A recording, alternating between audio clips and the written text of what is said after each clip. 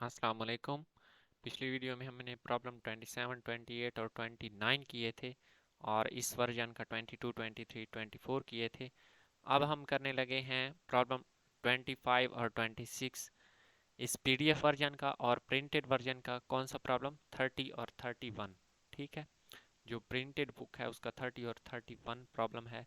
तो सबसे पहले हम देख लेते हैं for the network of figure this one sketch we not and determine V D C. तो अब हमें क्या है, फिगर दी गई है ये वाली, ठीक है, ये देख सकते हैं आप। तो इसके लिए अब हमने वी नॉट फाइंड करना है और वी डी सी फाइंड करना है। तो ये वी आर एम एस में हमें वैल्यू दी गई है, तो सबसे पहले हमने क्या है, इसको वी में चेंज करना है, ठीक है। और देन हमने क्या है, वी नॉट फाइंड करना है। तो ये है हमारे पास प्रॉब्लम 30 और पीडीएफ वर्जन का प्रॉब्लम 25। तो सबसे पहले हमें v और वी आर एम एस का रिलेशन पता है कि v is equal to √2 V R M S के इक्वल है। तो हम यहाँ से क्या है, इसकी वैल्यू को पुट कर देंगे, ठीक है। ये शायद मैंने उल्टा लिख दिया है, ये इक्वल है V R M S is equal to √2 into V. So V M is equal to √2 into 120 volt, ठीक है। तो यहाँ से हमारे पास वी आई की वैल्यू आ जाएगी, जिसको हम क्या है, प्लॉट भी कर सकते हैं।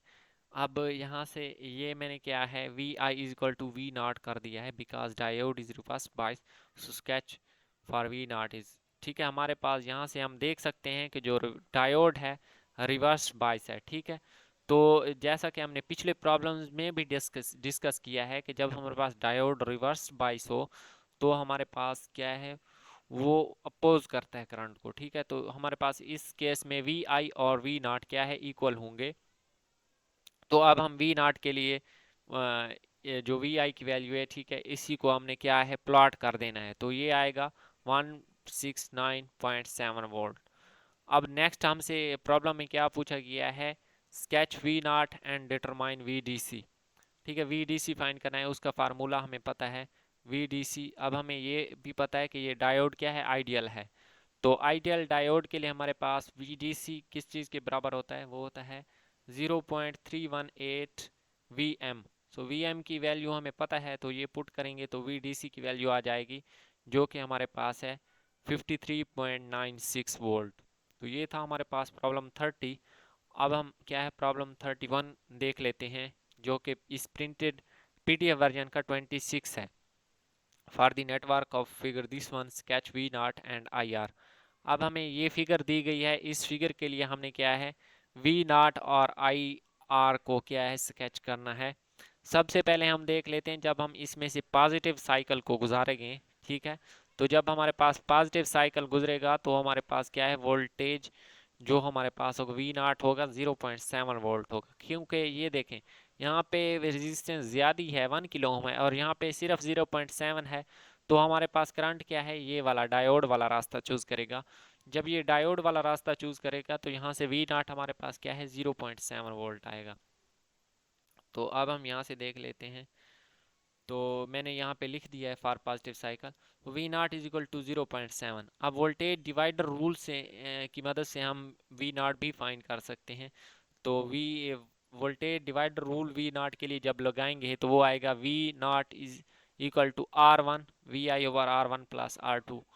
तो प्रॉब्लम में हमें क्या है, ये दो रेजिस्टेंस दी गई हैं, एक को मैंने R1 कह दिया, एक को मैंने R2 कह दिया है, ठीक है। तो ये इक्वल हैं। अब यहाँ से हमने वी आई फाइंड करना है, वी नॉट हमें पता है कि वो 0.7 है। तो आर और R1 और R2 भी पता है, ये 2 किलो ओम बन जाएगा और ये 1 किलो, तो किलो के साथ किलो कैंसल, और 0.7 इंटू 2। सो वी आई की वैल्यू हमारे पास क्या है, 1.4 वोल्ट आ गई। अब अगर हमारे पास वी आई की वैल्यू 1.4 होगी या इससे बड़ी होगी, तो हमारे पास क्या है, सिलिकॉन डायोड कंडक्ट करेगा, और हमारे पास V not is equal to 0.7 होगा। और अगर इस वैल्यू से लेस होगी तो डायोड कंडक्ट नहीं करेगा, डायोड की बजाय फिर क्या है, करंट इस रेजिस्टेंस से पास करेगा, ठीक है। तो जब इस रेजिस्टेंस से पास करेगा तो उसके लिए हमने वी नॉट फाइंड करना है। तो वी नॉट का हमें फार्मूला पता है, V not is equal to R1 into V I over R1 plus R2। जब हमारे पास ये मतलब V I will be less than equal to 1.14 volt, तो हमने क्या है ये फार्मूला यूज करना है वी नॉट फाइंड आउट करने के लिए।